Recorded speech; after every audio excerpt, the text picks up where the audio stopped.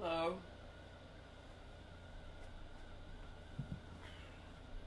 There's a finger for you and a finger for you. No. That was Jackie Mason in my youth on the Ed Sullivan Show. He was banned for years. But I've got lots of fingers here. I'm Mr. Fingers. I'm here to finger these guitars for you today.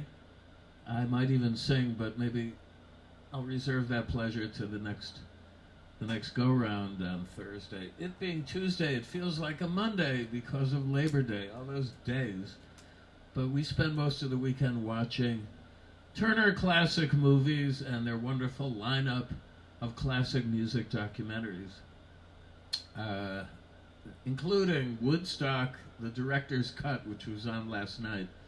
A little sidebar about that, but my band Gods and Monsters played up at the Bearsville Playhouse in Woodstock maybe 5-6 years ago, when Jerry Harrison was in the lineup, Ernie Brooks, who's been there for years, Billy Ficca. So we had members of Talking Heads, Modern Lovers, and Television, Jason Candler on saxophone from the Hungry March Band, and myself.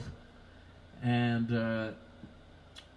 Mr. Woodstock himself, Mike Lang, was in attendance and came up to me after the show and said how much he loved it. And then I ran into him in the little grocery in Woodstock the next morning. I went out to get, supplies for a little breakfast. And he was there. Again, I ran into him and he was doubly enthusiastic. And he said, I'm going to talk to people in Europe and, I love this band, blah. Anyway, I really appreciated Mike Lang saying this. And I think he's a great guy. And I think the funny thing about the Woodstock film is that, well, he and Barry Kornfeld and the other backers are making it a free festival and talking about losing their shirts. They knew they had this stellar little film that was being made in their back pocket, which went on, of course, to gross an inordinate amount of money and win awards. And anyway, so that was on last night. There was just a great lineup. And lucky for me, my friend Mitch Blank has all of these films in his archive. Mitch is the only sane Dylanologist out there, and he works for the Bob Dylan Foundation. But if you're friends with Mitch and you say, okay, do you have such and such, anything music related, he's bound to have it. And like the Buddha, he will selflessly do favors for you, including duplication of stuff.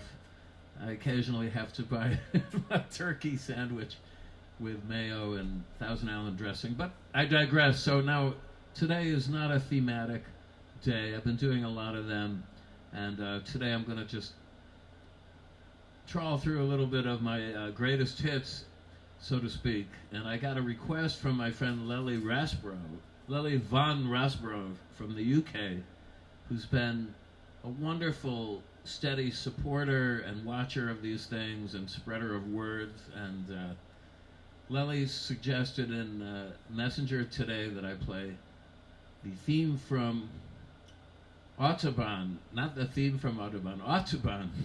What am I talking about? I don't think it ever made it into a film soundtrack, but it might. And this is by the great Kraftwerk, who I did manage to catch a couple of times back in the day at the Ritz. And I love them, although I thought it was the most uncomfortable standing room only situation in that club, which you may know if you've ever been there.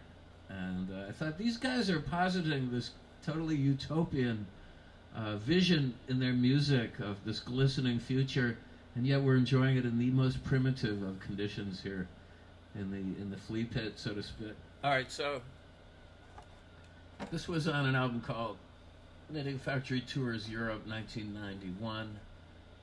It might be on the Essential Gary Lucas, which is soon come on in January, double CD on Knitting Factory Records. And if it's not, I don't know, man. If you send me some dough, a wave file, a pristine wave file of this track will be winging its way to you shortly.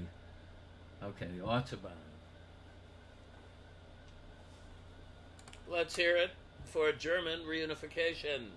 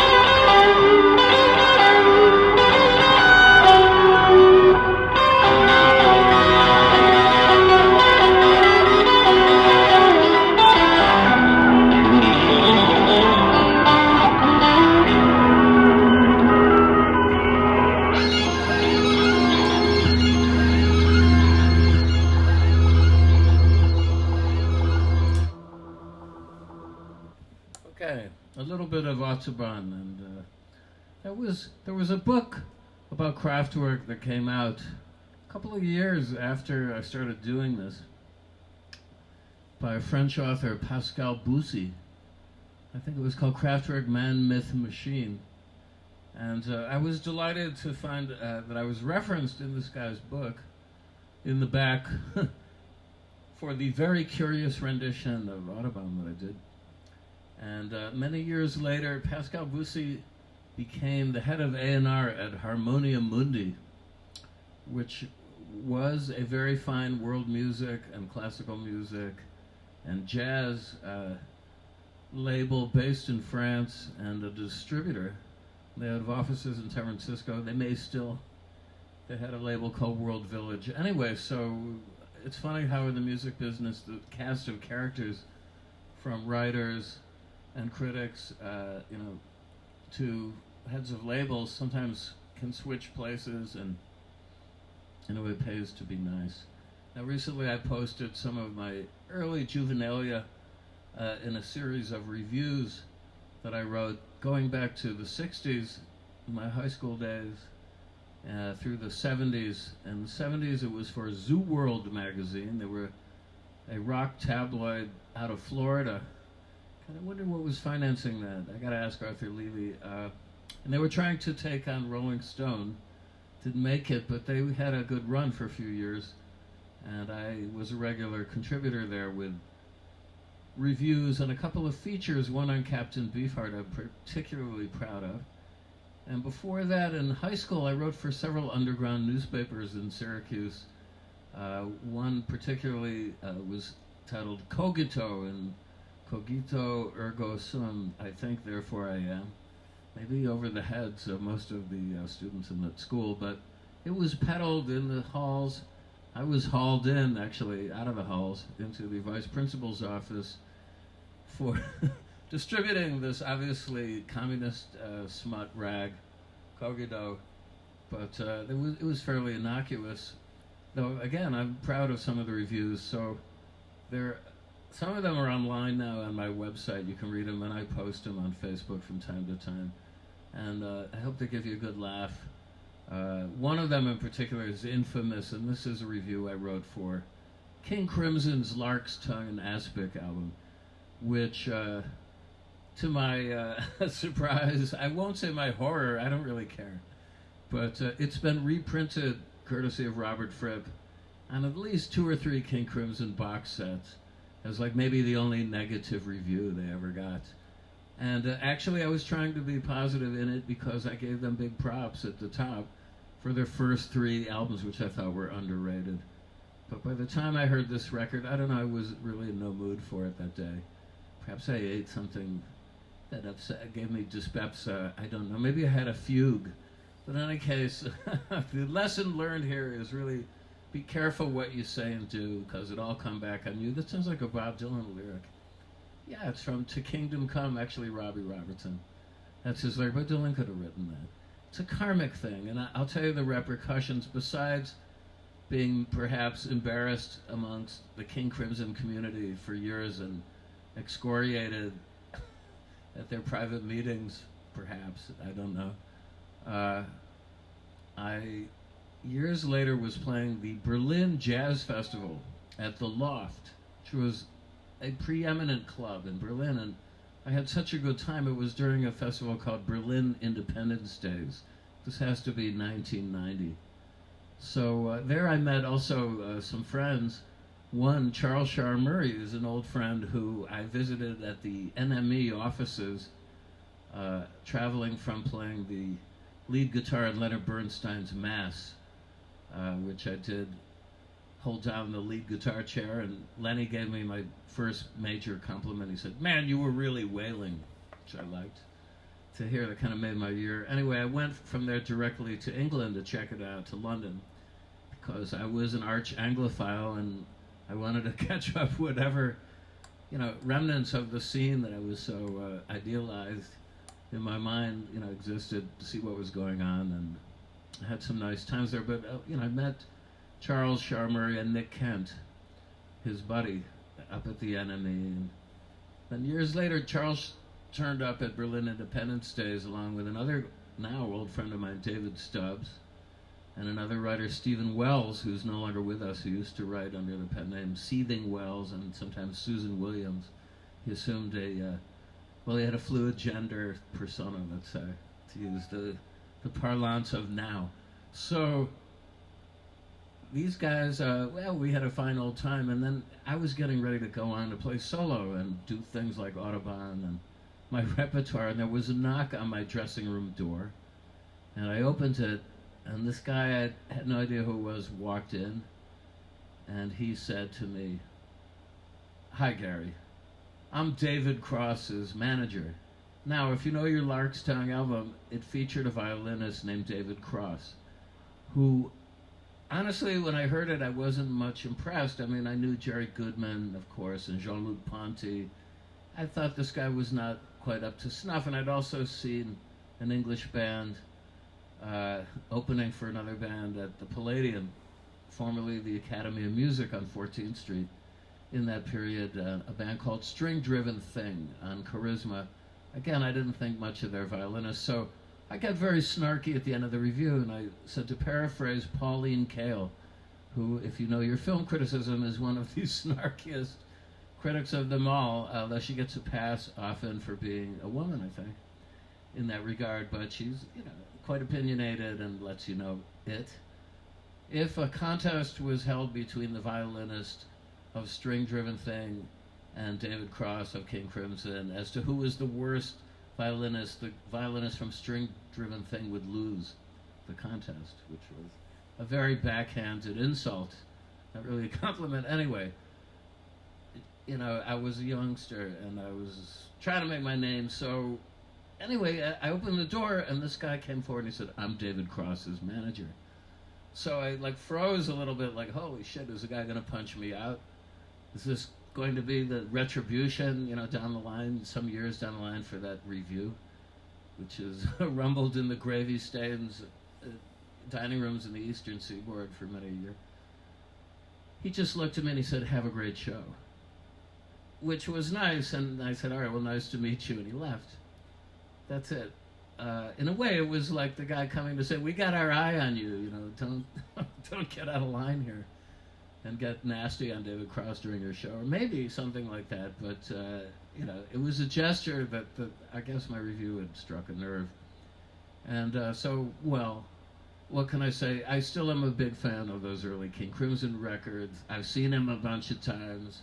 Fripp himself, Boys and Girls, told a very good friend of mine who was trying to manage me, Gary Lucas is a good guitarist.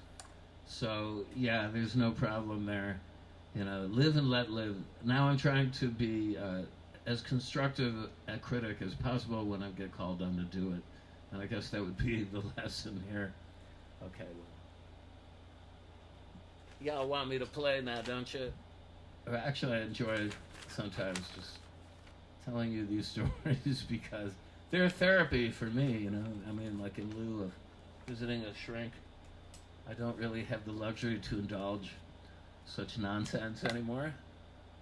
When it was free, when I was at Yale, okay, the sky was the limit there at the Department of University Health. Philip Smith, thank you. Thank you for your contribution. This is my pandemic, you know, what would you say, the Hall of Fame. These are the righteous among the elect. Jonathan Luftig, he's got a wedding anniversary coming up Saturday. I'm going to devote my show to Jonathan. Whatever he wants to hear, that I'm still able to play. God willing, I will. Mark Green, my guitar student and steadfast friend out in the Midwest. Great Captain Beefheart session.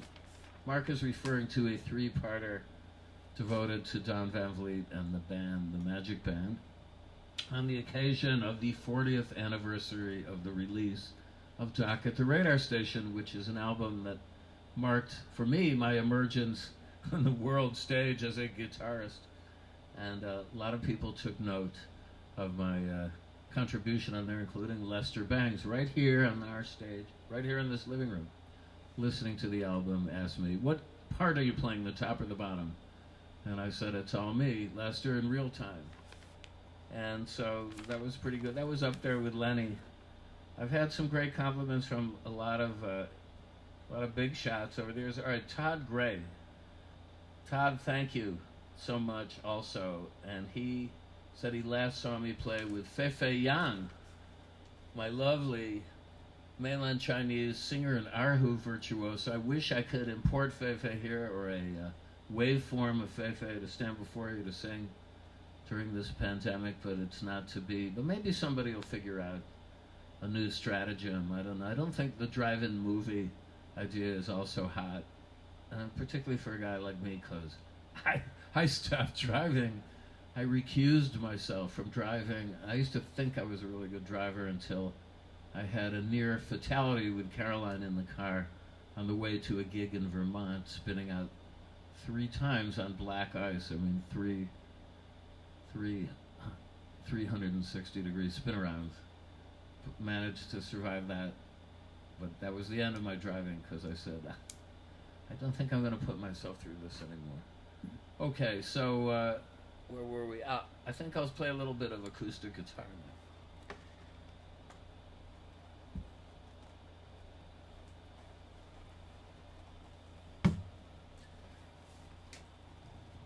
And gee, I hope the sound is vastly improved. I keep peering over here at my Blue Yeti QAnon-approved microphone here. It's like microphone of champion bloggers and right-wing rabble-rousers, of which I'm not, boys and girls. That's a joke.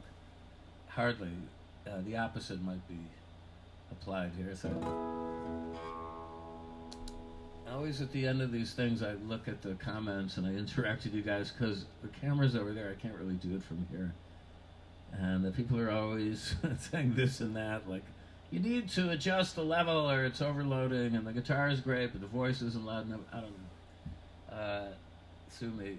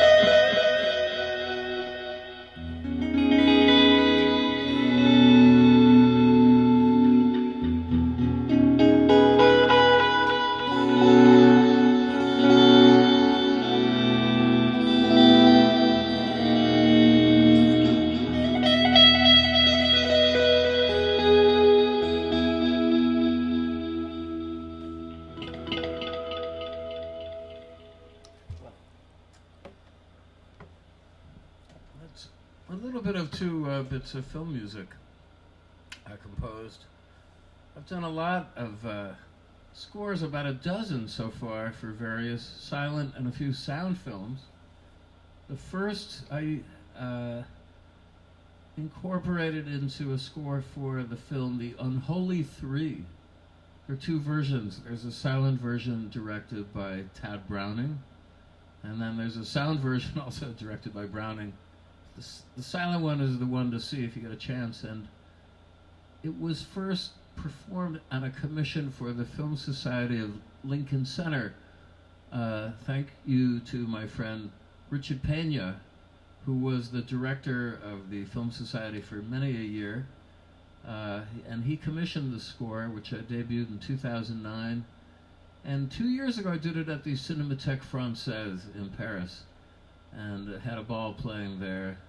It was very well received, and thank you to those folks, Annick Girard and Nicolas Lettieri Duniquin, and Nicole Brenej, who's an expert on all sorts of cinema, especially Abel Ferrara's cinema.